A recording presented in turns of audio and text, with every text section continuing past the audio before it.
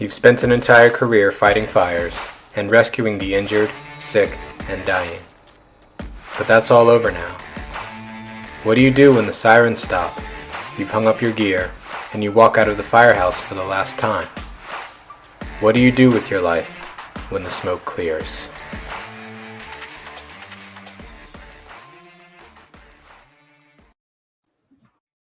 Welcome back to the When the Smoke Clears podcast. I'm Russ Miles. I'm here with Tony Ben Cosme. Thank you again to everyone for your support, for listening to the show. We really appreciate all of your love, all of your encouragement, everything. You can find us on social media. We're on Instagram. We're on Facebook. We're on TikTok now. Just search for When the Smoke Clears, and we'll come right on up. So you can follow us there for any updates regarding the show. And so Tony's going to talk to us about who our guest is today. So I'm going to kick it on over to him. Thank you, Russ. I want to thank everybody again for listening to us. And it's been a pleasure. And I hope people get a lot out of what we're trying to put out. And hopefully it's just the beginning. Thanks again to everybody. Our next guest is, I don't even know how I can truly introduce him without missing something. I mean, he's been that influential in so many firefighters in Montgomery County Fire Rescue Services lives. I mean, he has been, he implemented so many things. He has 51 years of total time volunteer and career time, 46 years in Montgomery County Fire Rescue. You know, he helped as a contractor when he finally retired to help build our new PSTA. He retired as an assistant chief at the PSTA, at our Public Service Training Academy, station commander for 10 years. He was implemented on incident management teams. Right now, as part of the Montgomery County Safety Foundation. When he was at the academy, in charge of the academy as an assistant chief, he ran and helped run 28 recruit classes through. That's a lot. 17 years he was at the academy. Not counting the years in the fire service as a station commander, as a firefighter. He was at the beginning of this whole thing when it comes to us. He was also the founder and owner and CEO of Clemens Industry, which he ended up selling, which was sold fire equipment and fire department accessories. He was very influential in a lot of things. And with further ado, it's been my pleasure to introduce to you retired Assistant Chief Clemens. Chief, thanks for coming. Thank you. Good morning, Russ, and good morning, Tony, and good morning, everybody. Good day to you. Yeah, we are so happy to have you on the show. I mean, you are truly foundational to Montgomery County Fire and Rescue. As we were just talking offline, I mean, your influence stretches far and wide, like way beyond Montgomery County. And the fire service in Montgomery County, as we know it, would not exist today without your influence, without all the hard work that you put in. So just off the rip, we want to say thank you so much for everything that you have given to Montgomery County Fire and Rescue Service. Thank you, guys. Thank you very much. Yeah, there's no doubt that I can't tell you. I mean, you influenced me personally as a firefighter. I came up with your son, who's a captain also in Montgomery County. So we same time, and very influential, man. You and your family, as far as it comes from Montgomery County Fire Rescue, have been extremely influential and positive as far as I'm concerned. So I'll let Russ start the questions. Yeah. So as you know, we usually like to hear a little bit how our guests came up, like where you were born and what life was like growing up. So Chief, feel free to fill us in on that. Well, I was born in Cheverly, Maryland, at Prince George's General Hospital. I lived in Mount Rainier, Maryland. That's where I grew up. I grew up in a neighborhood that had large families, probably because we were very close to where the Catholic school was. It was not unusual. Our family, we had 7 kids, and we lived in a 3-bedroom house. Think about that today. Wow, your kids probably had their own bathroom, their own bedroom. And my brother and I, we were lucky. I had 5 sisters and a brother, and a big brother. And my brother and I had our own room, but my sisters were all in one room. So they pretty much, it was a family of love. My parents lived with a bassinet in their bedroom. And eventually my mom moved in with us because she had dementia. And back then, you know, we couldn't afford to put her somewhere. She lived with us, and we lived with it. And my mom was a saint to do what she did for her and us. I had my dad and my brother were great mentors to me, because my dad was the engineer, so he worked very hard. And if there was something that wasn't made, he would make his own tools. He would do all these different things. And my brother was a little bit like that. I was pretty much not there yet. I haven't started to grow. I was pretty much the little brother. And so anyway, we did that. And I actually started getting involved with the neighbors, and I had lots of friends. We lived in a very busy street with large families, as I mentioned, but I was always cutting grass. I would deliver the Washington Post newspaper. I would get up at 4:30 in the morning when it was dark and deliver papers for about an hour and a half. I would come home, read the newspaper, drink a coffee, and then get dressed, and then I would go to school. I would walk to school. St. James was about 3/4 of a mile away. And so I did that for 8 years. And then I went to Mount Rainier Junior High. And after junior, and of course, while I was going there, I was going to the teen club because I like to dance, I like music, and I wanted to meet girls there. So I always wanted to dance with the older girls because they could really dance. And so I had a good time doing that. I actually played CYO football. That's a Catholic youth organization. I played baseball. So I stayed involved with some sports. And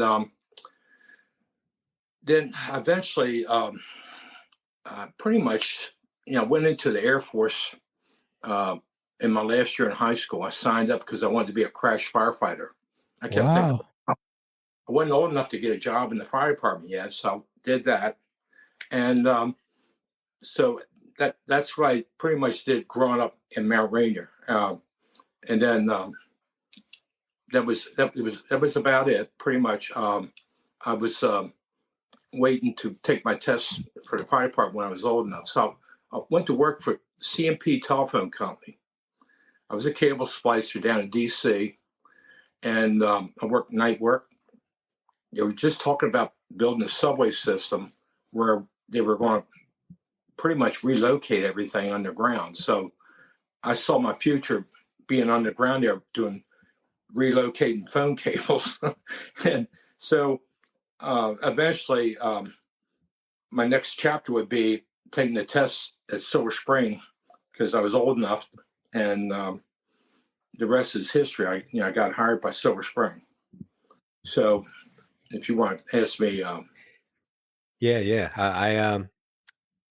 want to know. So how did you get interested in the fire service? Like, was there someone in your family who was in there? Yeah. When I was growing up, right next door to us, we had a family there called the Reeds, and they had 2 children. They didn't have the big families like we did, because but the father, Herbie Reed, was a tillerman on Truck 4 in DC.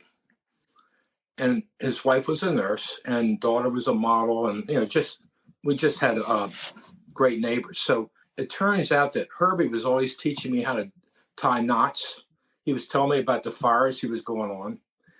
And he was home all the time. I kept thinking, this guy, I wonder if he works, because I wasn't really on board with all the shift work stuff they were doing. And so anyway, and he had a 2-door Thunderbird out front. I kept thinking, that's the life for me right there. This guy is, he's out back. He loves to sunbathe. And, but when I go over there, he always was showing me something to do with what he did. And he'd be the first guy up the ladder on Truck 4. So anyway, and then eventually I met John Fisher. We all know who John Fisher was. He worked in Montgomery County and was eventually a chief down in Ocean City. He just passed away this past year. But Joe Ponia used to be a paramedic, one of the better wagon drivers at Station 19, and we used to call him Hippie. And he used to be part of the FEMA team too. So anyway, So we would go down to the firehouse because John Fisher's dad was the fire chief. And we were like 10 years old. Eventually, we had all these guys down there that were mentoring us because they liked us. And we started a group called the Future Fire Chiefs. Oh, And wow. I don't know if you saw a picture. I might have sent you that, Tony. But anyway, we had the Future Fire Chiefs. And we all had uniforms, dress caps. And we could do things around the fire stuff like clean the trucks, clean the equipment. We all felt like we were part of that. They would take us to some parades once in a while, but they actually started mentoring us at that age about the fire service. At age 16, my mom had to sign a work permit so I could start riding and going to fires. I took my courses at Maryland Fire and Rescue Institute. I actually took, back then we didn't have EMT yet. We had basic first aid. I did that. And I was going to fires, especially on school nights. And back then, they were building garden apartments everywhere. And we had some of the biggest fires because the garden apartment back then was just a big lumber yard, as you know. And we had a guy behind Prince George's Plaza that was setting garden apartments on fire every Tuesday night and Thursday night when Peyton Place would come on the TV. It was a show. Mm-hmm. We would actually go up to the station and be there at 7:30 so that, and had our riding assignments because we knew we were going to go to a two-alarmer right there in Toledo Place behind Prince George's Plaza for a garden apartment. We just knew it. And it was happening like clockwork. So anyway, we would get on the scene there just to show you how massive it was. We're fighting a basement fire because the guy would go in the laundry rooms and storage lockers, and that's where he set the fires. So it was always on the basement level. You could be on one fire and you look down the street and you see 3 other buildings with fire and smoke coming out the basements. This was just, we were running from one fire to another. And Wow. It actually created Prince George's County's fire investigators department because they had fire marshals, but they weren't that big in investigations. And they started putting people in the basements of these buildings so they could catch this person. Wow. And they did. But there was other fires that weren't arson that were pretty massive that I was on. If my mom saw it, she would never sign my work permit because a couple of them, I know I come close to getting killed. Oh, man. Diener's Carpet Warehouse was almost a city block long. And I'm talking about fire where the lenses on the fire trucks are melting. We were inside this high bay, and we looked behind us. We could see the fire coming down behind us, and we just dropped and ran out. And I was probably 17. So very busy times. So This is before you even got hired, huh? Yeah, that's before I got hired. So anyway, so like I said, the rest was I took the test. I got hired Silver Spring. And so that's pretty much my time before Montgomery County, you know. Gotcha. Now, what was your parents' reaction when they found out that, hey, you're interested in the fire service and you're starting to go down there and spend some time? Well, my mom, you know, my mom said, this is kind of funny. She says, one thing I knew about Michael, I always knew where he was. He was at the firehouse. Uh-huh. Where a lot of parents worry about where their kids are today. And my mom knew I was at the fire station. So I'm sure I made her happy. Yeah. I wasn't out drinking beer somewhere or, you know, whatever. Yeah. So, yeah. You're just somewhere risking your life going into burning buildings. It was a calling, but it was just something that, you know, just something that I really loved to do because I started at such an early age. When you think about it, in Montgomery County, I was mentoring middle school kids about what they want to do when they grow up and finish school. So that kind of reminds me of myself. I kept thinking, why am I doing this? But then again, though, they asked me if I would do that with the public school system. I did it. And you know who I was getting all the time? I was getting girls. I never got a guy that wanted to be a fireman. It was these girls that wanted to be firefighters when they grow up. And so if I took them somewhere when they would drop them off at lunchtime. And if I went somewhere, this is why I was at the academy, I'd always bring one of the female firefighters with me, no matter where we went, because I was with somebody's child. I didn't want to make sure we were good. So we had a good time doing that, and I felt good about doing that type of mentoring. And actually bought the parent spot to meet my wife and my staff. So it was fun to kind of give back. It was like that was definitely paying back. And I felt like I was paying back all the time with everybody. I mean, you think about the thousands of people I got to see over the years at the training academy alone, not counting the job. It's just remarkable. I'm so blessed. Absolutely. Man, that's great. I mean, what an incredible introduction to the fire service. And then that is hitting the ground running, wouldn't it? Well, my first call, I'll just give you something, and maybe I'll wait until you get further down, and you could ask me a question. I'll probably give you that story. So, all right. So I wanted to ask you a little bit about also the Air Force thing. That was like a Civil Air Patrol that you joined. What was that I was like? in the United States Air Force. I was a crash firefighter. So you, how old were you when you did that? I was 18. Oh, so you was in the military. Yeah. So when I was in my senior year, I signed up for the Air Force. Wow. How long did you stay there? It was 6 years. I was in the reserve. And wow. That was hell because I got hired at work, and I had weekend duties once a month.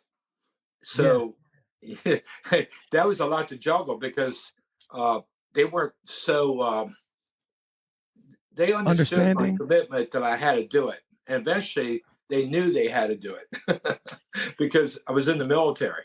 And we had other firefighters that were in the same situation.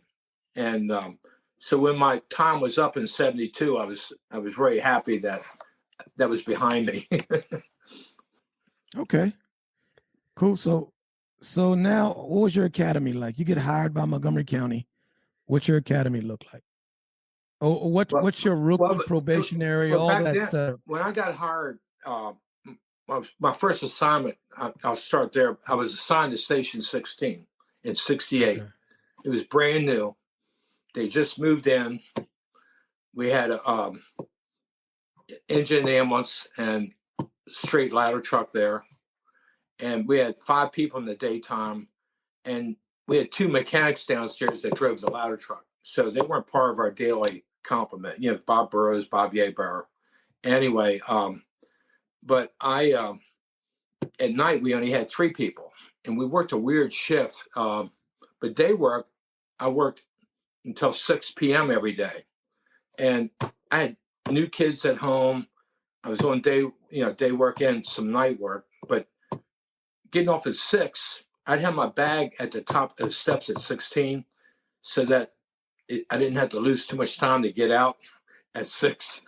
And no doubt at 5:30 or 5:45, they put out a box. So help me God, it was working fire all the time. And I'm part of the 3-man crew. And it's like, oh my God, I just got home at 8:30 at night, 9 o'clock, and go back to work the next day. So, but I was getting a lot of action. In those days, a 2.5 was on our crosslay, not 1 3/4, 2 inch. It was 2.5. And we had a lot of fire and a small crew. We came up with the 2.5, and we knocked the fire down. Then go and put up a small line, just like we're suggesting you do today. Recheck the fire, right? Yeah. The flow path. We used to do all that, and we got away from that, and then now we're back looking at all that dynamics. So, but anyway, when you think about it, you look at the stuff that you had to do at night with a short crew. I rode a small line my first year, a whole year, just riding the line, not riding the ambulance. You know why? Because when I came to work, there was 5 of us. The guy that was assigned with me wanted to ride the ambulance. So, wow. So I got to ride the line. So I was pretty lucky. And So you doing your rookie class. You don't do a rookie class. You basically they hire you and you have all your stuff already. All we your had a classes and report stuff. Station 19, and they had their own recruit school at Silver Spring. Jim Dalton, Billy Ailes' dad, senior, Okay. and the crews there. We would they would work us for weeks to get us up to speed on the Silver Spring way, how they want you to be, and everything to do, and what the best practices were. Silver Spring used to have their own high-rise manual, their own water supply manual. They were pretty much leaders. Chief Dave Gratz was the fire chief, and he was networking with the chief of Los Angeles. It was nothing to have the chief of Los Angeles at our station with Gratz. Wow. He was very international and national. And so I noticed our apparatus was starting to look like LA's with the stripings, and our personnel evaluations look just like LA's. Really? Yeah. And it's like we were doing so many different things, and one of the nicknames used to be, as they call them, SS, the super service in Silver Spring. And but the whole thing at Silver Spring was training and fire prevention. We used to inspect all the homes back then. We used to do training and training and training. And everybody used to call us the Shiny Shoes Fire Department because you had to look sharp. We dressed sharp. The apparatus was clean and ready.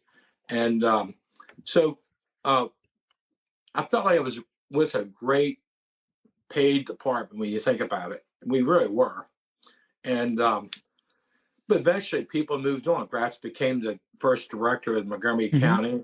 And he didn't stay because his hands were tied with the county attorney. There was things that he couldn't do that he was doing at Silver Spring.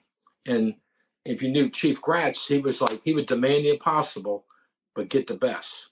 And one of the things you always wanted to do is make sure you always stayed on good side with the chief, because he was going out on a limb doing a lot of things for us. And one of the things we didn't want to do is ever let him down. And we didn't. We always gave him our best support. And so did his officers. Great leaders. So he had Jim Dalton, Billy Ailes back then, Johnny Bess. Everybody knows Chief John Bess. And the drivers there, they were technicians back then, not masters. Some of the best wagon drivers I can ever remember back in those days. And it was hard to get checked out to drive the engine because, those guys didn't want to really give up their jobs so you could learn it. It's kind of the mental thing. But we managed to do it. And you always really had to start off driving the ladder truck, the tiller, the front end, and then you work your way over to the wagon. And eventually we made it where you had to be a major piece to get promoted to be a firefighter 3, remember? Yes. So we all went through that. So, but anyway. So you would say, in your time, so you started at Silver Spring, so there's only a couple stations there. Yeah. So how many stations did you work at? And well, I went to Station 1 after I left 16, okay, and I learned how to tiller the truck. While I was at One Engine, we ran a house fire on Piney Branch Road and Sligo Avenue. We had heavy fire blowing out the attic, and I could see it coming down Sligo Avenue. And I went in, did a search, and I had Bob Bowman, who was eventually chief of Orlando Fire Department, right behind me. And Bob and I went in with the hand line. I found the area to get up to the attic steps, and we got up there. It was pretty hot. I got actually caught in a flashover. It pretty much engulfed us, and when it came, and it went down the steps, I pretty much was putting a hose line up like it was like a steam cleaner, and I was getting burned. My helmet blew off. I had a plastic helmet on that Silver Spring was like demanding we wear. I couldn't wear my leather. And and we had this turnout gear called Hyperline. It was a silver turnout coat. Yeah. And anyway, I turned around and took a nosedive down the steps to take everybody down the steps. I literally dove and pushed everybody down. I had a nail go on my knee. They dragged us out to the front yard and pretty much told me, don't touch my head. It was already black enough, and that not to touch it. And they took Bob and I to the Venice Hospital. Back then, we didn't have burn centers. You know what they did? They neosporin wrapped you up. I looked like a mummy, and I couldn't work for like 2 months until my burns went away. And I just had to go to the doctor once a week and change the bandages and all that. And I went to the chief's office because Chief Gratz wanted to hear about what happened. Well, anyway, my turnout coat, the cuffs were gone. The top of my coat, the collar was gone, and my helmet looked like it was burnt. So I asked the fire chief, I said, that helmet didn't stay on my head at all, and this coat has got to go. And so I went back. We could start wearing our leather helmets again, and we got different turnout gear, and that was it. It really it scared the crap out of me because I wasn't sure if it was going to end my career or not at the time, because I had second, third degree burns, ears. I had to start parting my hair on my left side because the right side had scar, and you could see that image on my forehead where I was burned pretty good. And but anyway, it's all behind me, and I learned a lot. So when I went to the academy, just to skip. That's why I got a flashover simulator. Oh, okay. Okay. But that was what first thing I did up there was buy one. All right. So after that experience, that was a big one. What do you think changed as far as what you guys did? Because since I've been here in Silver Spring was pretty squared away, and they implemented change pretty fast. From we had Preet on here, and he had a similar story, not to that, but a different one about scheduling and lack of sleep. And he said he went straight to the chief, and they implemented. They didn't waste any time. They said, "Okay, we're going to make changes." So, what changes did they make after that incident? Because that's a major incident. Two guys get burned up like that. I mean, for us, it really was. And when you really think about it, I kept thinking it should have been defensive attack to start with. We should have hit it and then gone in. But originally, we went in to do a search. And since we were already committed to the search, and we were on the first floor, did the whole first floor, and then here's the steps to go to the attic. Right off the bat, we said, "Oh shit, we'll just go up there and hit it." Excuse me, but that's what we did, and but never realized that it was ready to flash. That's how, because it was hot. You know, when the top of your head's burning under your helmet, that's probably time to get out. Yeah, that's a good sign. You had three-quarter boots. You had three-quarter boots then too, right? Yeah, and you remember when they say when it brings you down to your knees, you gotta get out. So, and that's probably what should have happened. It wasn't my call. I was riding small line, and so it's up to the officer to size all that up too. You think about it, right? You were fairly new still, yeah. You were fairly new. So who were some of your mentors besides? Who do you think? Well, Chief Gratz was, because he was a great leader and he was taking us in a lot of directions. Chief Jim Dalton, Chief John Best. He was a company officer back when I was there, but eventually became a chief. We had Chief Bill Ale. I'm talking about people that were actually spending time with us, mentoring, talking. I remember Chief Dalton said, "Mike," he said, "I'm going to give you some advice. You just keep training, get educated, stay in the books." Those things meant so much to me, just those words. And I did that, and it really paid off. That was that's what mentoring can do for you. And I think, and when you're on the fire ground, they made sure that you weren't doing unsafe things, and they would share experiences that they had. And I think, we talk about kitchen table talk and stuff like that.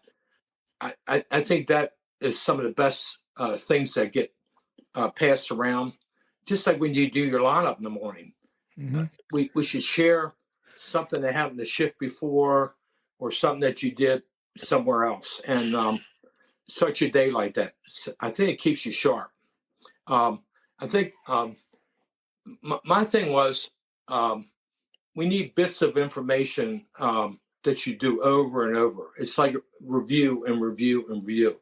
It makes you smarter. it's a term I used to use all the time, prime recognition. And in the military, they did that, and it got people ready for what was going to happen. And so prime recognition is just something that we need to always be doing. And I think it doesn't change no matter what decade it is. So you're I mean you're in it now. You're really getting a lot of experience through going through a lot of calls and all that. What did you think changed from what you thought it was going to be like? I mean, you had a lot of experience prior to this, but it was more volunteer, and then you switched over, became a career firefighter. What was the mentality for you, the part that changed for you, what you thought the job was, what you thought it was going to be, and what it ended up being? Okay. I think when you think about the things that have changed, I think the technology it has been very rapid. I think I got the chance to see it go from riding the back step, going to the riots in D.C. As a volunteer, to when I got to Silver Spring, we're riding in a bucket, and then eventually we're in a crew cab. So you see those transitions happening very rapidly. I remember riding a ladder truck when I'm on the outside holding on to the ladder, riding the truck going to calls. I used to think, wow, I can't believe I get to do this. But it was really unsafe. Yeah, it probably wasn't very safe, no. But and I kept thinking, if I'm going to stay in this job, I had changed my thinking. You know, I gotta go from analog to being more digital with my brain, and I had to work smart. And I was going to make that transition, especially when I have to work with different generations like yourselves. We start watching. I remember Bill Ale had a video we watched it on an old projector. It's about what you were when, and it was about working with this generation, that generation, and that generation. It was about values, and that thing meant more to me than a lot of things I've seen to educate me that I have to really be patient and understand what your values are, what her values were, and so forth. And that really got me through so many different things because, and coming from a big family and making a lot of sacrifices, I realized that I need to be more understanding, more patient, be a better listener, better communicator. And, you know, there was a lot of things that were changing. We were actually, in 1976, they started adding peace to turnout gear. And we've heard about cancer, right? That changed. Yes. We went from wearing, I remember my first coat was a rubberized Chicago black and yellow coat that they wore in Boston and Chicago. And I thought that was the coolest gear. And I went to South Africa and they were wearing wool turnout gear like the Britons wore. Yeah. So I've seen a lot of different gear. And then we were wearing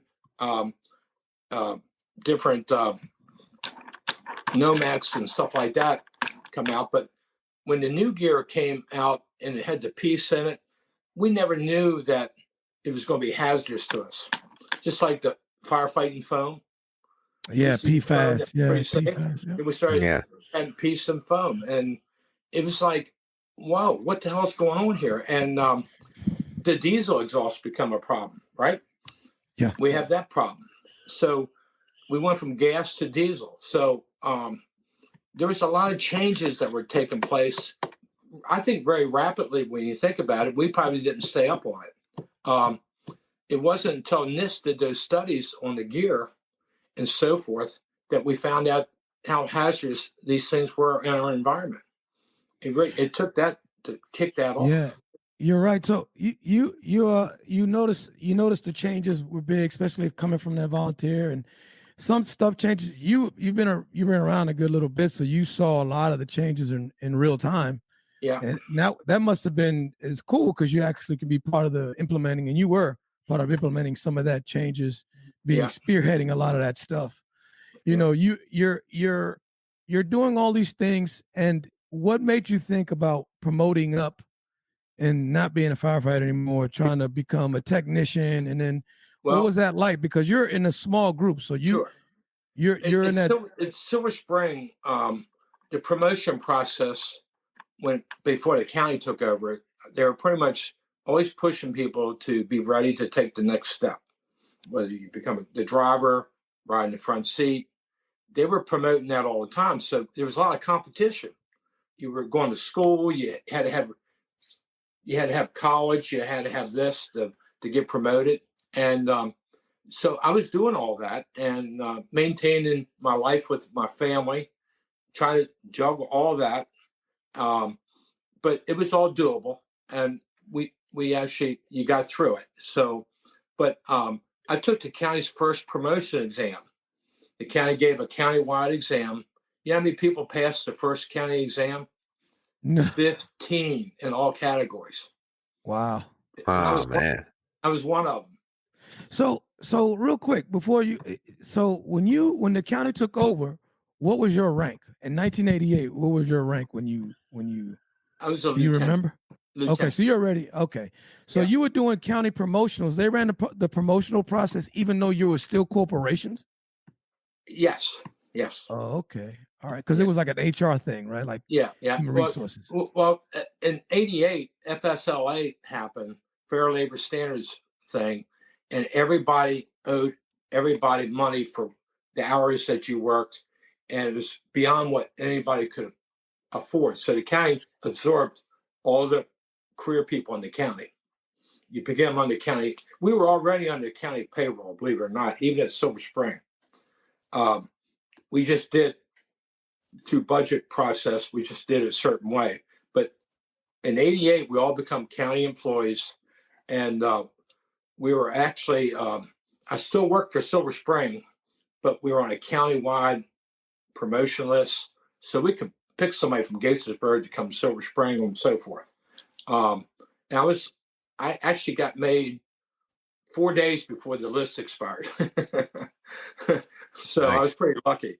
And good. But really be lucky than good sometimes. Yeah.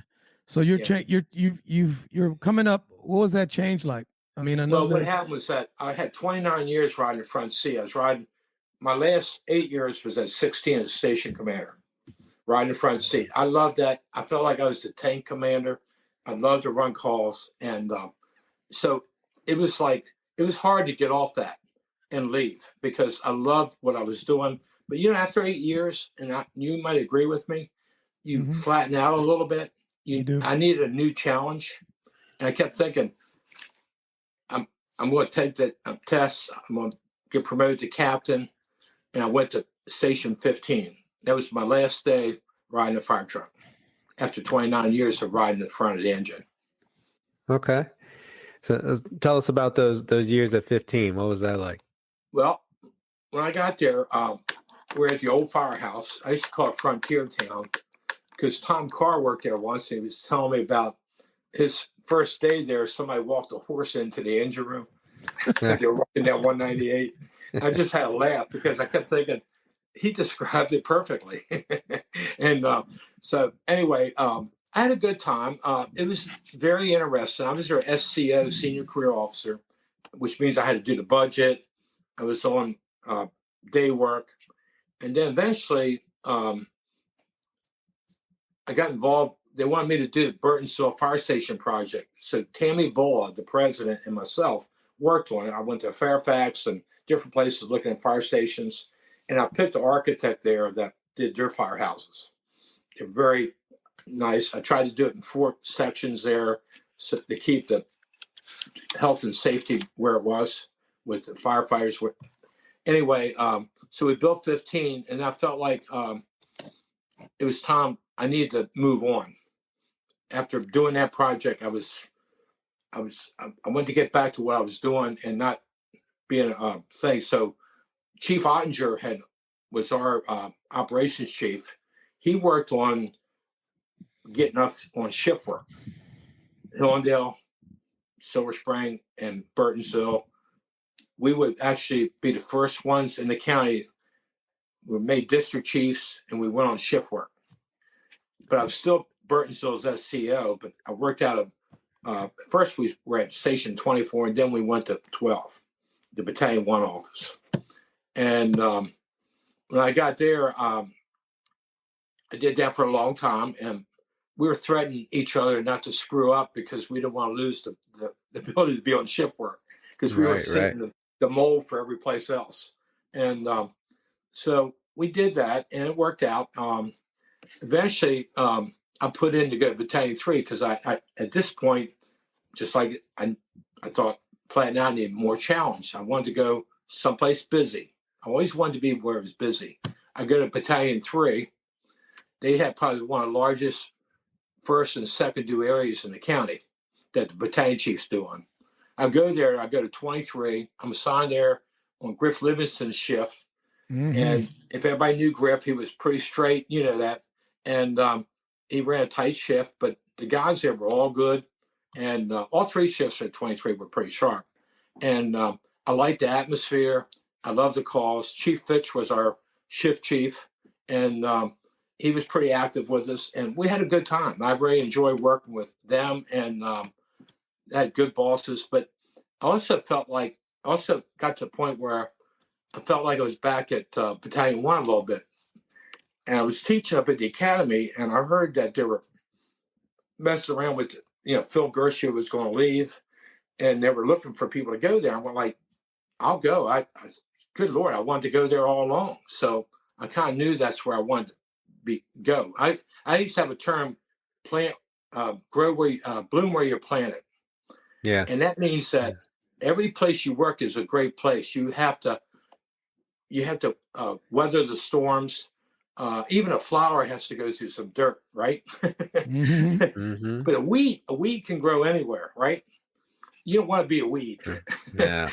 I used to always pass that on as one of my one-liners. And I used to tell the recruits that no matter what station you're at, bloom where you're planted. You're the one that has to make that change. You could be at what somebody thinks the worst station. People used to think 16. When I went there, I didn't get to go to 1 or 19, that I got the booby prize by having to go to 16.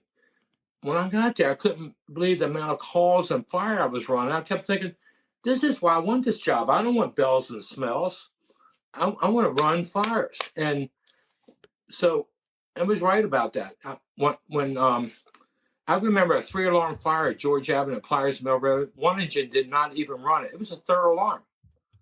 Wow. One did not even run it. Figure that out. Huh. I don't know. I never understood that, but then I kept thinking, they're in that spot. They're just not doing the world. And I wanted to be doing the world. And so anyway, I went to the academy. Phil Gershia, who was the chief, leaving, he said, Mike, one of the things that's coming up is that they want to renovate and expand the academy. And that's probably going to be something that's going to fall on your plate. And then I have to do certifications for everybody in the county and all that. So I had a lot to learn. My first couple of years was I was in the learning mode and change mode, because one of the things I want to do is change the way we were doing things up there within service, some of the programs, and my staff. I was lucky. I pretty much, when I got there, they had EMS and fire. I said, wait a minute, we're not having an EMS supervisor, and we're not having a fire supervisor. I am the training chief. You're all under me. This was supposed to happen 2 years ago, and it wasn't implemented. And I'm implementing it today. In this lunchroom that you have here, we're all eating in one lunchroom, not separate, because they had EMS lunchroom and they had another lunchroom. So I was making changes like that. And I was looking at people that I wanted to move up to the academy. And so we were doing that. And I had a great group of people over the years. Especially, we had 70-some adjunct instructors. And, of course, I was getting beat up all the time about overtime. But let me tell you about overtime. My cohorts on the other side of the academy had like 30 instructors, police, outdoor range, and at the academy. I couldn't begin to tell you what their budget was, but I had 12 people and all these adjunct instructors. And I used to tell our budget office, I said, look, I'm doing it cheaper than anybody, because even though we're paying overtime, because I'm not paying benefits for full-time staff. And they're all certified through the University of Maryland. And we got paramedics to train. I got 3 nurses. And we need to focus on what we're doing here with that and not be looking at it. We look like the time clock on Times Square when you look at our daily costs, because we're doing a 5-to-1 ratio for instructors to student. I didn't know anybody else that was doing that, but if you look at NFPA, that's the right way to do things. So anyway, we were doing all that, and I was always fighting the dollar, and always trying to make things work out. But that's always the case. Yeah. Budget.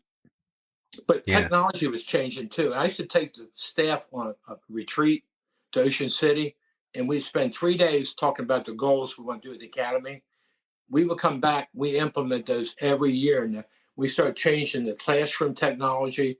We were doing everything. I was getting donations for computers, TVs. We upgraded the rooms. I got all new furniture because people were getting, I don't know if you remember those old chairs, they were getting springs broken and tearing their pants all the time. Yeah. That's the old academy. Yeah, the old academy. And the way I did, you know how I got the money for that? I did a speed bump study for the director. And he says, if you do that, I'll buy you furniture. So he gave me $100,000 to go out and buy new furniture. Yeah, there you so go. I was always working for technology. And so we had to do that. I actually let DARPA come in there for 30 days to do a robot study. And they gave me $10,000 to build my command center for the first time up in the tower. Yeah. And I wanted to do the command center. And then I did a full-length movie, Countdown to Ground Zero, for the History Channel from when the towers collapsed in New York City. I don't know if you ever watched that on the History Channel. But yeah, I have. Yeah. We made that at the academy, and nobody ever knew it. Really? Wow. How did they do that? How did they? Well, what we did where the that? USAR building was, where the command lab was, we turned that into a dressing room. We had actors there. We made makeup. We did made FDNY shields for the helmets. We lettered the tall tower because it had the same staircase as a trade center, believe it or not. And that's one reason they wanted to do it. And we marked the same lettering they had in the towers. We put New York tags on the apparatus. We put FDNY signs in the classroom. It showed a guy looking out the blinds at the academy. And when you look through the blinds, you could see the trade centers burning. Yeah. And Wow. it was pretty funny. We did all that there at the academy. You turned it into a Paramount sound stage. Well, we didn't have a recruit class when we did it. So we had some downtime and we didn't have in-service. So why not? And we were trying to work with the Discovery Channel and all them people because they were partners with us. If you remember, when they had their headquarters here, we would bring your daughter to work day with them. We were doing all these different projects. And I networked with them in NIST. Remember the building by the burn building, the NIST study building? Yeah. We got there just to study fires. Yeah. 4-person staff. And yeah. Well, we did the IFF 1710 study, how many firefighters you need on apparatus. We did all that study. So I built a kitchen in the base of the burn building so we could feed everybody lunch and breakfast every day from Fairfax and Montgomery to do that study. IFF paid for everything. So I was always partnerships with everybody. And but then I started working on the renovation and expansion of the academy. We were going to put Station 32 at the PSTA. You know where the engine room was? We were going to expand that. It was going to have a second floor for bunk room and all that, kitchen. And then Ike Leggett come along and said, hey, we want to do smart growth. And we're going to relocate you guys. So right off the bat, my years of working on that project, we were ready to put it out to bid, was all going to be thrown away. And Station 32, which was a good idea, was a standalone, which I thought is where it is where it needed to be. And that's where the temporary was. So anyway, I went out looking for property, and we had a lot of different tracts of land, but we ended up buying the web track is where we're at now, the new site. Yeah, and it turns out that was old Nike site, and we had to convince the community there that we weren't a threat. that was one of the big sale jobs we had to do for almost a year. I went to every meeting. My first meeting to go in Montgomery Village Association, everybody had a T-shirt on. It had a flame, a gun, and a rat. And it had a circle and a line through it. And everybody wore these T-shirts. Wow. And Wow. myself and the county exec's staff. And I tell you, I thought we were just going to get mobbed when we walked in there. Eventually, they turned out. They used to say, "We love you, Chief," and but we do not like them. And they didn't want school foods because they were worried about the bugs. They thought we were going to have smoke that was going to be bad, and they thought the police had guns and that was going to be dangerous for them. So, understandably, I took them to Loudoun County, to Howard County, to show them the neighborhoods around their academies. We did all this stuff, show dog and pony show. But we eventually got them on. We got the land. We got the project underway. They hired me back in a knowledge contract. And so, yeah. Wow. That's crazy. I mean, it's one of those things where like, hey, we love the fire department. We just don't want you in our backyard. That's right. Well, in this project, to give you a little idea, they took $26 million out of they called me one day to go to headquarters. We need to take $30 million out of my budget, out of our training academy project budget, $30 million. There goes the auditorium, right? Yeah. We already convinced county council to do the auditorium. I met with each one separately, and when we went to a meeting, Chief Carr and Major were there, and they said, "We want what Chief Clemens wants." And they looked at me like, "What the hell did you do?" I said, "I went and met with them to give them the scope of this project, why we need it." And so we have a fentanyl problem, we have human trafficking, we have a fire problem, we have all these issues, and we always lead the whole region on these issues, and we need to take the lead, and this auditorium would allow us to do that with all of our subject matter experts around the region. We'd be on the same page on everything. But anyway, we worked all day. We only got $26 million. I remember we called Joe Beach at the budget office, said, "We only had $26 million. He's so good, thank you." I should have told him $20 million. Because he was pretty happy to get the 26. I kept thinking maybe we were too generous. It took me an hour to do $1 million because we're losing square footages. And then everybody said, "Are you ever going to retire?" I said, "No, because they're trying to take more money from us. They try to take $12 million and then $5 million. They were going to take the parking garage, the traffic light, the signage, the generators, a burn building, the cityscape, only one building, and put K9 in our building." What are you going to do? I had to fight to keep that. And I did. And we would go to a meeting, and I would just make O&B so mad at me because I wasn't giving up. I said, "You already took $26 million. I need this to certify my people nationally, and we can't give up anymore." So the rest is history. We built it. I think it's one of the nicer facilities. Somebody said that, "Is that for the whole state?" I said, "No, that's just for Montgomery County." So you can tell her the scope of it. It's a big facility. You were involved a lot. Yeah, you were involved a lot. We had school foods there and school maintenance also in the back. So it was a win-win, widen the road. It was like we really upgraded the area. So yeah.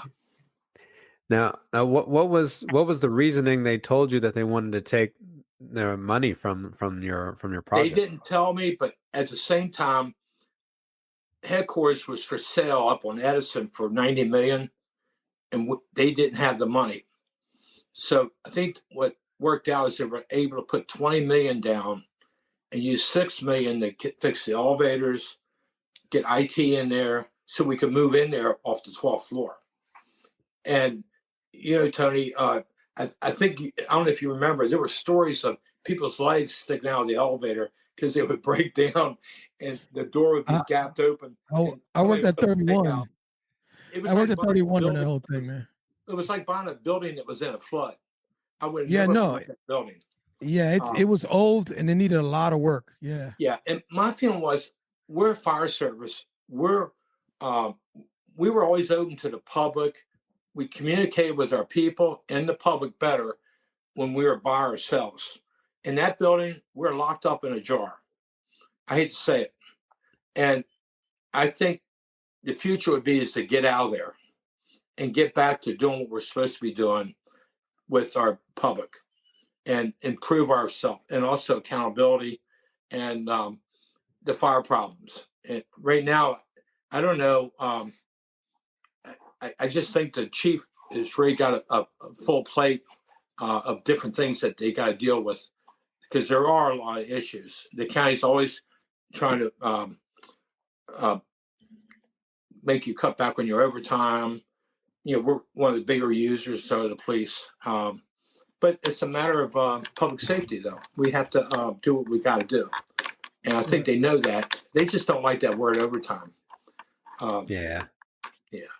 Yeah, it's very frustrating, I think, on our side, because we know all the things that we need to be able to do our jobs well, to be able to prepare our people to do our jobs well, to support all the things that we're willing to do. I mean, being an all hazards organization, but unfortunately, like, we're just one piece of the Montgomery County pie.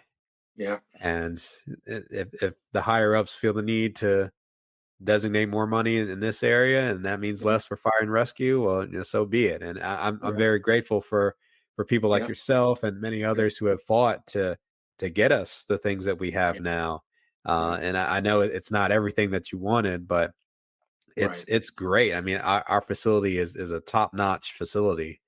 That, and I think you got some of the best apparatus. I mean, I think when you look back at it, but putting all the apparatus in capital project was smart, because you get it fully equipped, and they also can't cut it out. I can remember us cutting apparatus out when they needed money, because it was like a pocketbook they could take from and say, we'll give it to you later. Yeah. We should have put the fire trucks on the back burners, because prepare them. Yeah. So the building of the new academy was like it was your baby, obviously, and it was.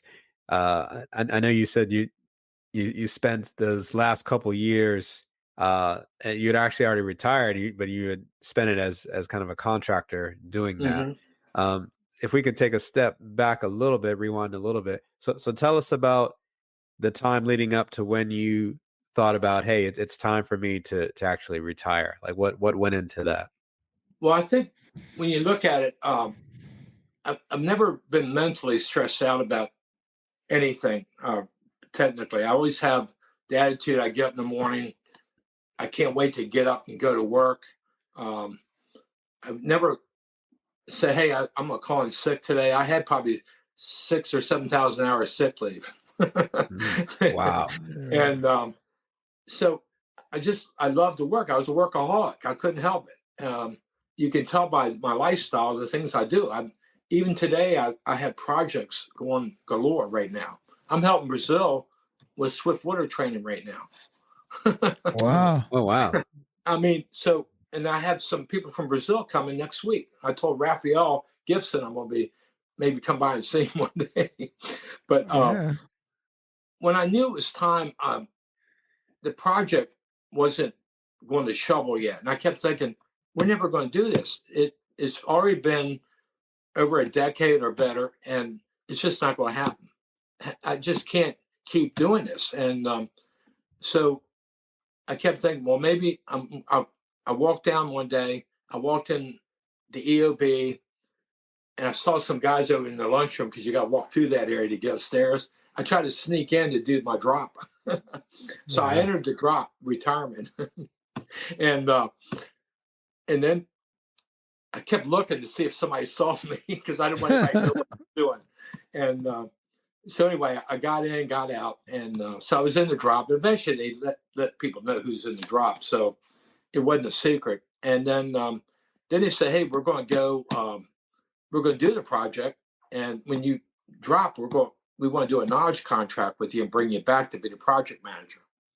And I said, "Wow, ain't I lucky?" So you say, "What do you do when you retire?" Well, I'm actually doing a project. So anyway, I was a little heartbroken about leaving, no doubt. When you hang up your everything, you turn your gear and all that for the last time, it is a sad day. It's where your passion was. It was just something I've done for so many years. It's almost 5 decades you think about of wearing turnout gear. But then I kept thinking, my body, I don't know how much more I can do this. I've had cancer. I got 2 plates on my neck, front and back, shoulders, hips, knees, and I just been rebuilt in my back as well. I'm like a robot. So the job is hard on you, and now my hearing's an issue.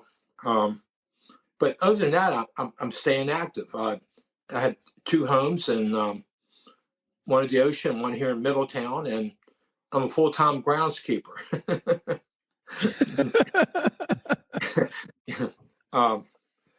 But the thing was, walking out the door, it's hard. I'll give you an example.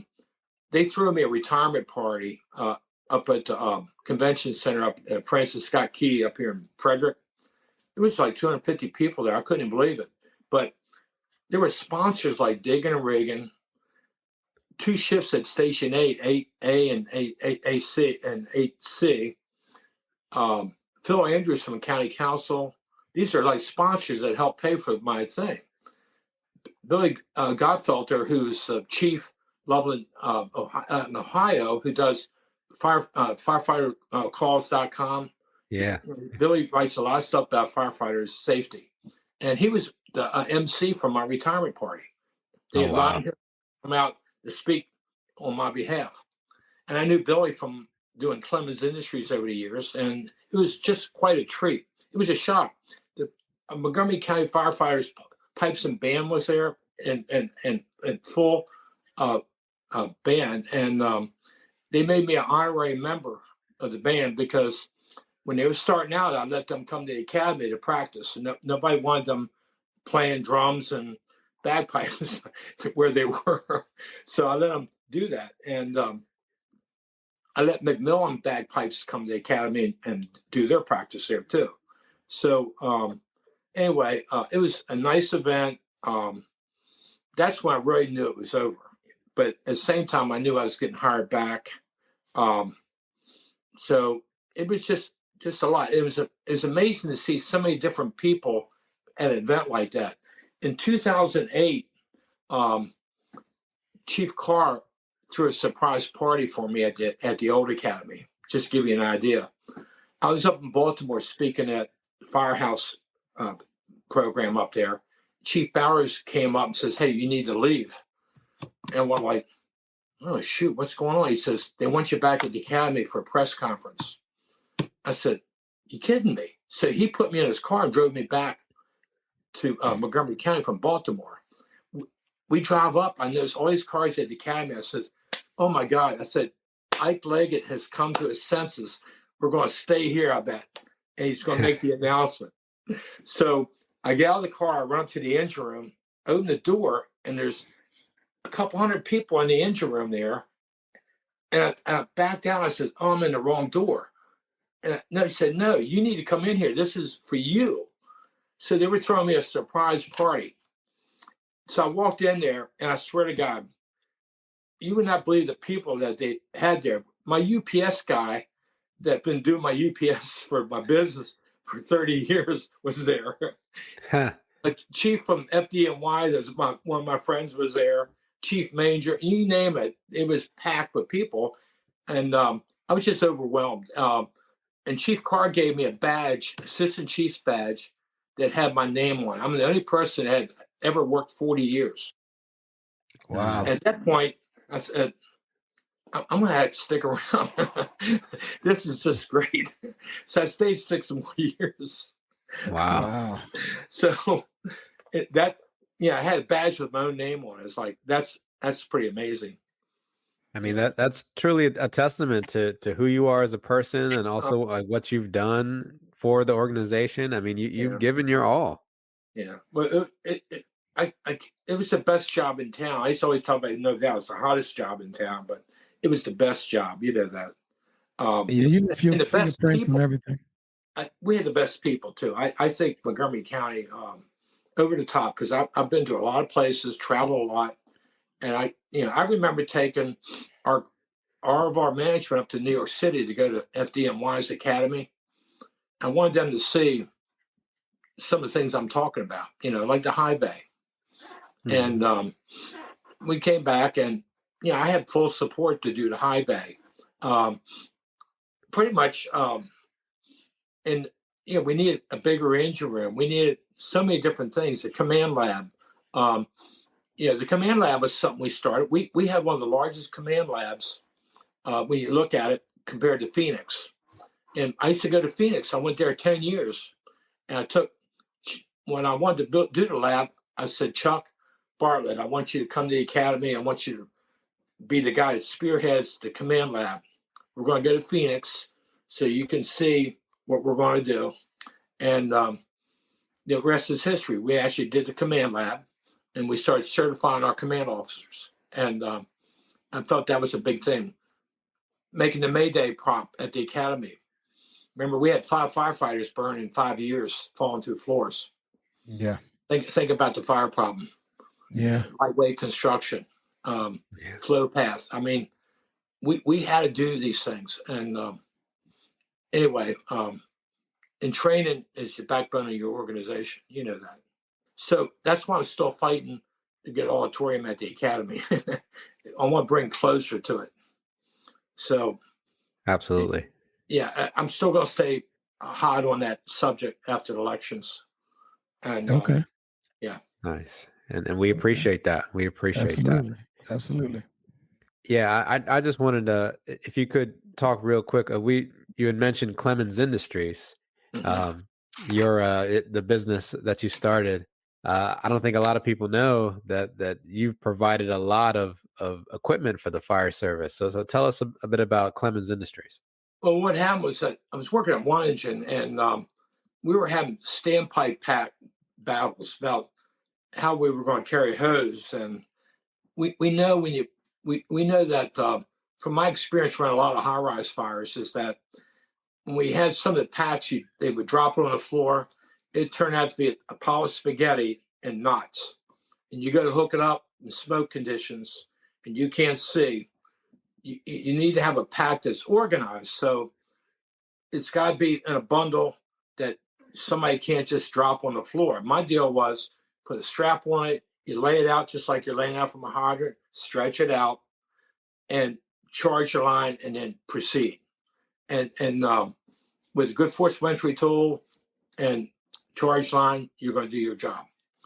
So anyway, eventually I made my first hose pack from a banner that fell down on the road. It was a vinyl piece of material. And I put some straps on it so more than one person could carry it if you had to. And then I ended up patenting the thing, and you can actually put somebody in it like a stretcher on the long pack and drag them out. So there was a lot of things like that. And then you had your extra tools and equipment. And then I just started making one thing after another. I started doing medical bags, jump bags, stuff that would last longer than what we were using. And so the problem was that if you bought one of my bags or something like that, you weren't buying another one in 2 years or 3 years, maybe 4 years. Yeah. So I had to keep reaching further out.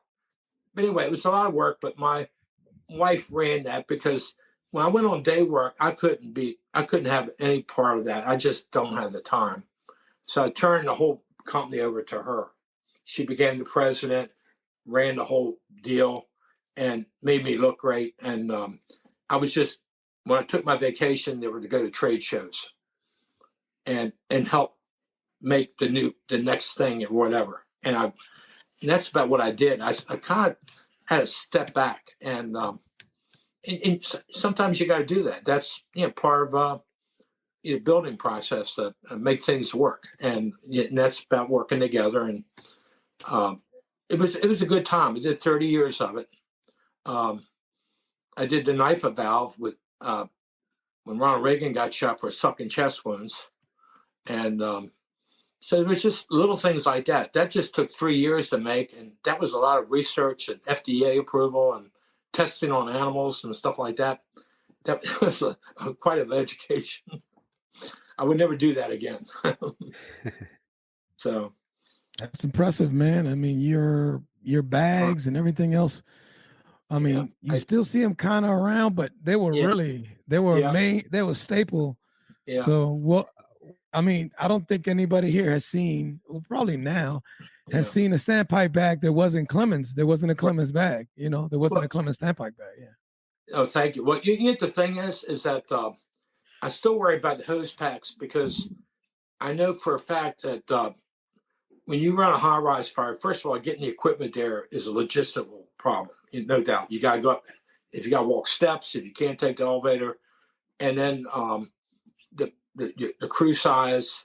And I ended up making the Manhattan pack, so maybe they could carry up in 2 packs. But even then, we had the Gramex high-rise fire, and the first crew got in there, did not stretch the line out, got stuck under the door. And I actually used a rabbit tool to jack the door up to get the hose out. We couldn't even see. I had a feel to do that.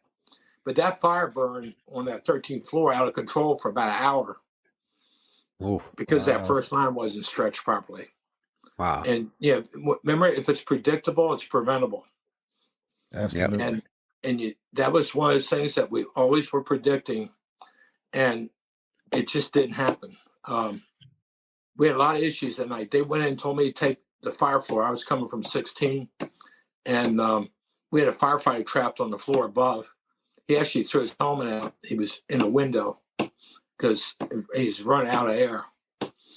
You couldn't use the elevator because the smoke had also banked down to the first floor. And the fire was on the 13th floor. The truck crew never went and opened the scuttle on the stairway. Oh, so smoke, that was just a massive cluster. And I pretty much had to straighten it out. You knew who came in from home, John Fisher and somebody else. We finally got a hose line hooked up and stretched, and we put the fire out. I went through like 3 SCBAs. That's impressive. Very much so. Very much so. Yeah, you're getting to the end of your career. You're at the end of your career. You've done almost everything there is to do, really, man. I was lucky. Yes, very fortunate. But I mean, it was good work ethic. I mean, you was motivated. It don't happen by accident. You know what I'm saying? Yeah.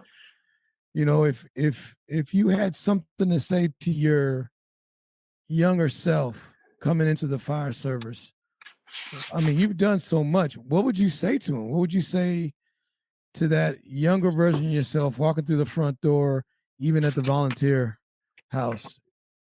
Well, I would say it pays off to stay in the books, getting educated, training, and you need to love what you do. Okay, you need to have a passion for it. Take small steps to get to your goals too.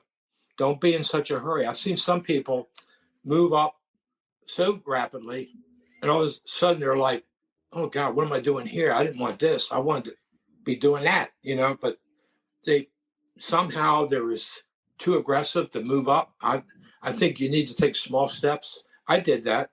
I think I waited until I had 7 years in to take my first promotion test because I wanted to learn to be a good driver. I wanted to have a good time doing all that. And so take small steps. Remember, I used to tell everybody, you're in the worst day of your life business, right? And it takes habit. You have to be in a certain habit of doing things because in your case, you're working 9 days a month, right? So you have a couple of days off. You have time to take in information and think about what you did and what you might do to make change when you go back. We all go back to work the next day thinking we're going to do this today, maybe a little different than what I've been doing. I think we all always think about the opportunity to practice our critical skills. We all do that. I think you think about what you go to work and say, hey, maybe I want to go out and work with rope. Or maybe I want to go out and do some hose evolutions. I want to go out and do some driver training, improve, going our driving. My God, that's a full-time job. I think I probably taught 60 to 80 people to tour and drive ladder trucks and drive engines over the years. You think about it, you're always training somebody to do the next level. And so a new person, they need, like I said, they need to stay in the book, stay focused. We need to move them along, just like we were moved along. We need you to be a driver. We need you to do this. We just don't need people to go for the ride. We need people to perform and help. And it's not a job for everybody. We always say that, but that's true. You see some of the worst things in your life. My feeling, my first fire fatality was a little boy. I was a volunteer. My first fire call where I run a brush fire. We get there in an abandoned gas station, and I put the fire out and opened the door to this tire rack at the gas station that was outside. Little boy made a fort. He was up on the top shelf. And what do we do as little boys? I was pretending I was smoking because I had a fort. I remember doing that. And so it turned out that he was smoking. There was some old gasoline cans down below. It pretty much baked him. And of course, all of a sudden, these mothers are coming down and said, "My son plays here." I said, "Well, what was he wearing?" Because I saw these little tennis shoes up on the shelf. I could see that they were melted. And my heart just dropped. She said, "He was wearing a Maltese cross." I looked down the ground. There it was laying. It melted off his neck. I just kept thinking, oh, my God, is this the way this career is going to go, that I want to be? I don't know if I can deal with it. And I kept thinking, I got to leave this at the door. I can't take it with me. And I would tell new people coming today that you're going to see the worst things that happen to people, and you have to be ready for the next call. Don't get your feelings too far into this, because everybody says, have you checked on that person? Have you checked on that person? No, I'm not, because I don't want to be traumatized psychologically. And because I have other things to do and perform on this job. And I want to make sure that I'm not, I'm always focused on the next call, because, if you're working shift, you got other calls that you're going to be running. And so in this job, you got to, especially on EMS, you're going to see some terrible things just running that. You're going to run hangings and shootings and child abuse and drug overdose and car crashes and fires. I mean, it's just a whole abundance of stuff. That's a smorgasbord of trauma, And I think that's why I say it's the worst day of your life in business. And that's what should be on your business card, right? The worst day of your life business. Yes. Be a good name for a show. But anyway, I just think, and you got to tell them too, there's going to be holidays, birthdays, and weekends that the new people need to know that they're going to miss. They're going to miss their family, their kids playing some sports. I went through all that, and I felt guilty at times. So I always wanted to make sure that somebody would go there in my place sometimes, to make sure.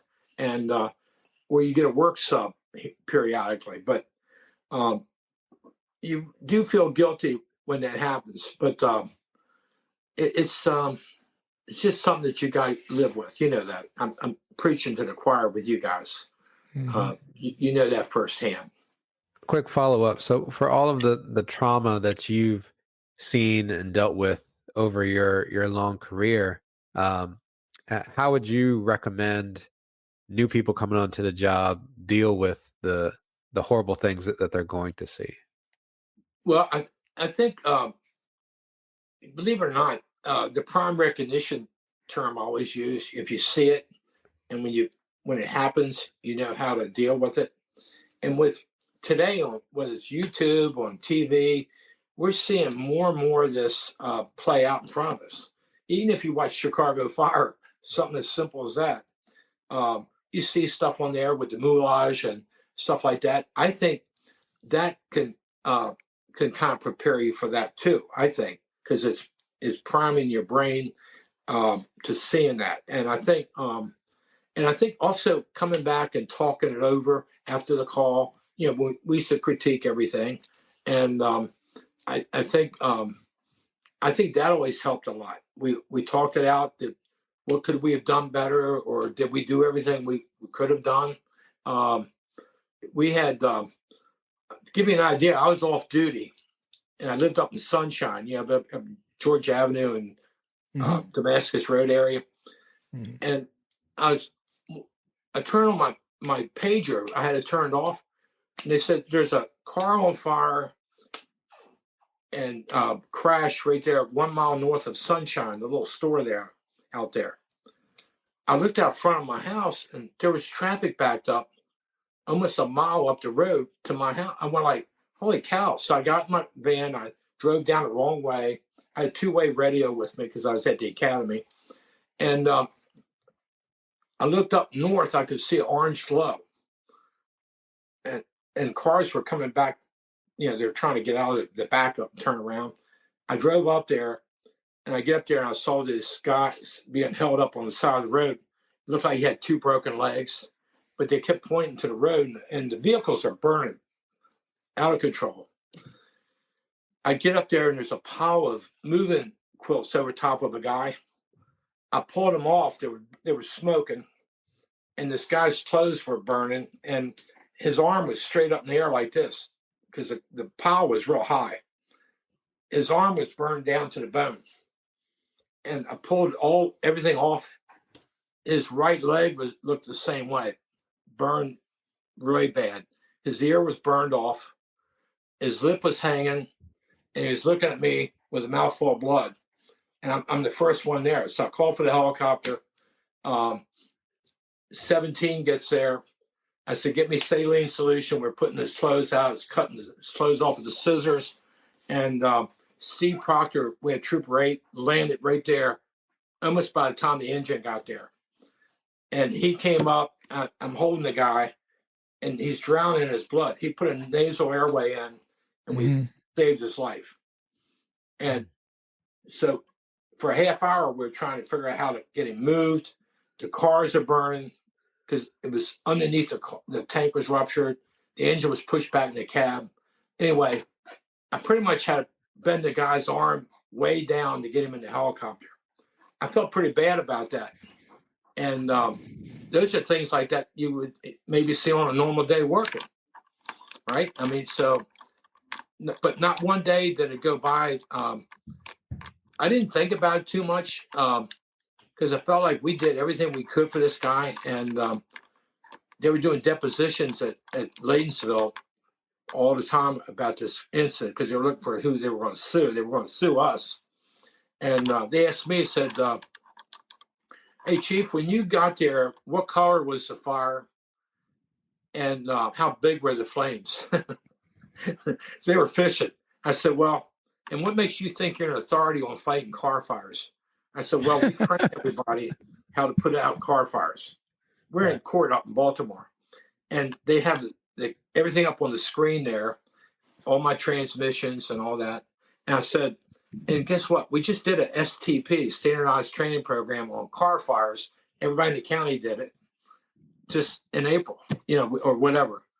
So I said, so what's your question? And it killed it. Right. So they ended up suing Ford for $16 million. So it turns out I saw the guy. He lost his arm, lost his leg, his ear. He grew his hair long, and he was on a crutch. And they put his lip back. He looked pretty normal. And it turns out that when I was making signage for the high bay at the new academy, Dave Ashley, who has Signs in 1 Hour, is his best friend. I said, wow. Oh, God, I'd like to meet this guy. But small world. But you leave it at the door. You don't take it with you. And when these guys come in, the new recruits, is that they need to learn that you need to focus on the next call. It's like being a medic. in the military, you're going to see some of the worst injuries that are devastating, but you got to keep moving to help others. And that's what our job is. Our job is to help protect property and people and save lives and property, and the environment as well. So, it's just that's the business we're in. That's why it's not for everybody. Right. Yeah. Right. Hey, so remember we used to Absolutely. tell people at the academy recruit class when we were at the old academy, across the street was the Burger King.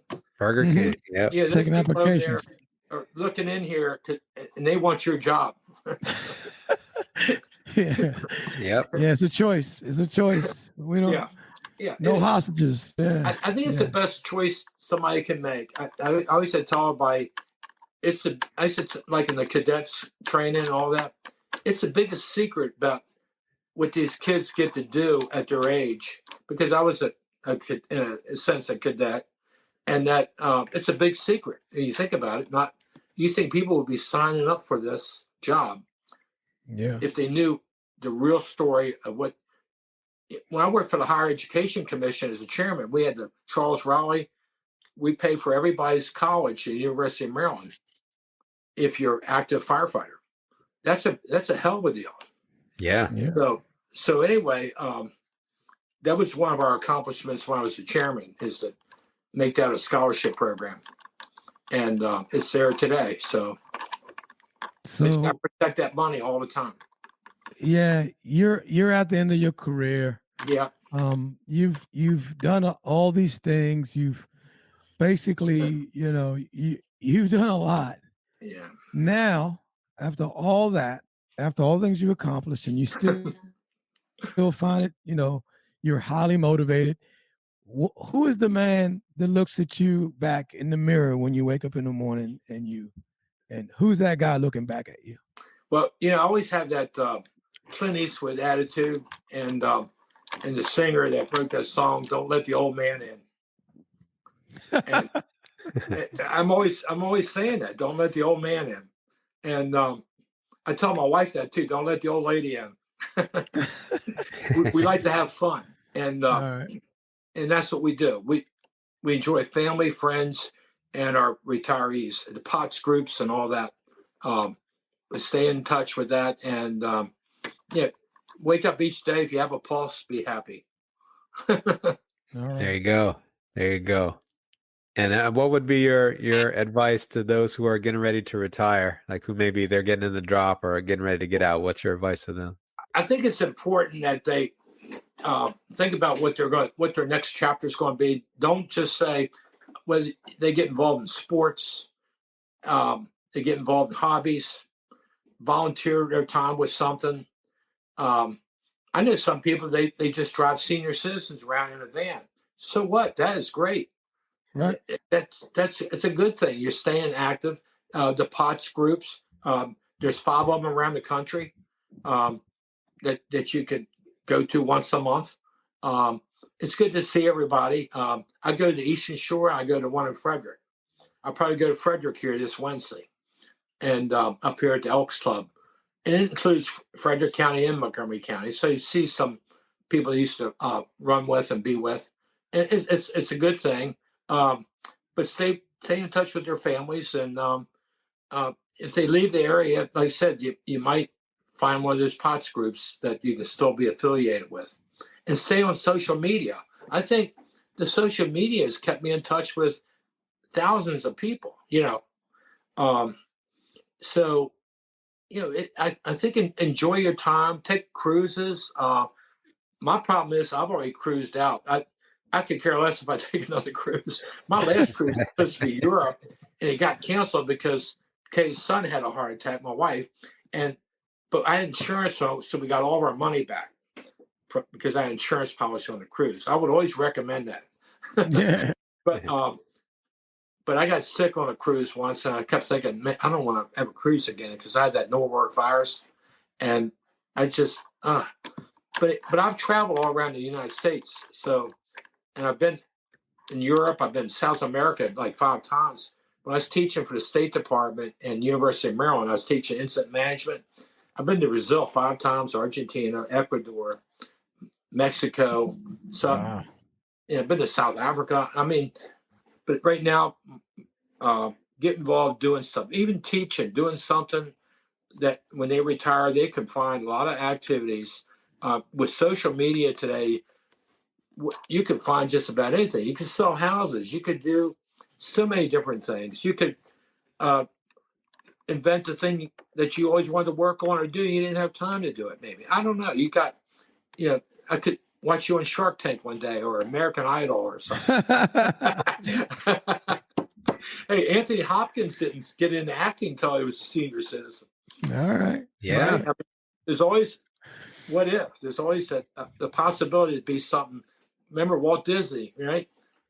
You have a dream, you just do about anything you want, Right. Very true. Very true.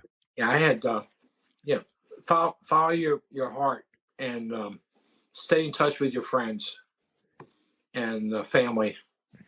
Most important. Yeah. Yeah, I had that. That's pretty much. I'm lucky. I have a house. I got a pool up here. I got a boat. Got a house at the ocean. A beautiful wife, family. It's just like I said, I'm totally blessed. But you got to work hard.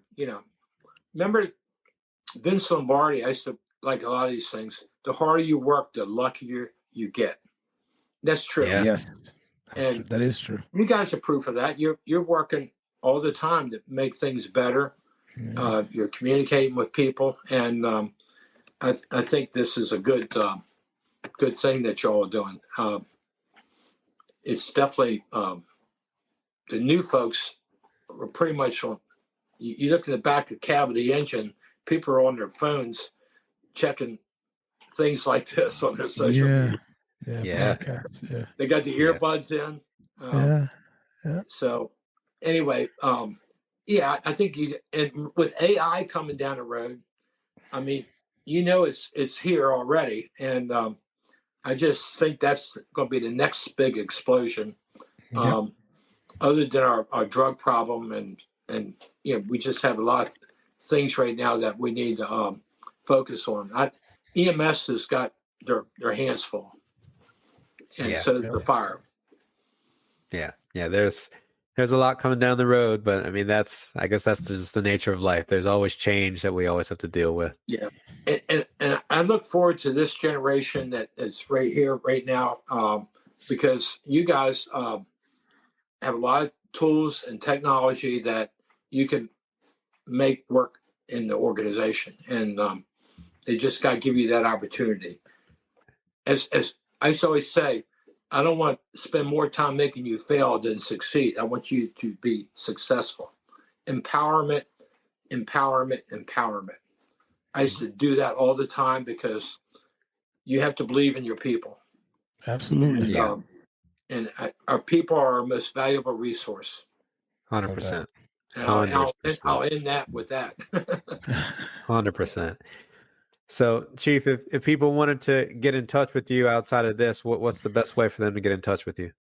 Chief Mike Clemens, all one word, at gmail.com. Okay. Or on Facebook. Mike Clemens. Excellent. Okay. I used to always, everybody knew me as Buddy Buddy. I used to have a website called buddybuddy.com. It was so you could have fun. And the deal was, at the academy, how would I remember a couple thousand names, right? So whenever I ran into you at the academy, what did I always say? Hey, buddy. And after that, everybody said, oh my God. I do that all the time. And when I was a battalion chief, I would always look at my rosters before I go to station. I would say, oh, it's Tony and Russ and Barry and John and Judy working today. And that way, I always want to know you by your first name. Yeah. I used to always say our name tags should have your first name, not R. Miles. I want you. Right. I want to know Russ Miles. I want to know Tony. It's just the way I am. So one day they allowed me to fill out a thing to get my own name tag. I put Mike Clemens, and sure enough, it came in, Mike Clemens. And Yeah. somebody said, how'd you get that? There you go. I think it's important because if you're part of the team, you need to feel like you're there and you are part of it. And I used to always say, big T, little W, teamwork, right? It's all about team. Yeah. And so it's just, I used to have a lot of one-liners, Russ. And I know Tony probably knows, like, don't make your problem my problem. Yeah. Yeah. But I used to always say that we just need to work harder at what we do, and the rewards are there. So, yeah, I'm very happy and totally grateful. Awesome. Yeah. Awesome. Thank you. Chief, the Montgomery County Fire and Rescue Service, as we know it, like I said in the beginning, would not exist without the hard work of yourself, many others. But I mean, you have put in decades of work to make the department where it is today. And we thank you so much for that. And we thank you so much for joining us here on the podcast. Russ and Tony, it's been a pleasure. Absolutely, man. The true accounting that you gave us today will go a long way. Thanks a lot. Appreciate it. Yes, thank you so much, guys. Yeah, so don't sign off just yet. Don't sign off just yet. But again, Thank you very much for joining us here with the podcast. We really appreciated you sharing all of your knowledge. And until next time, we will see you guys later. All right. Take care, guys.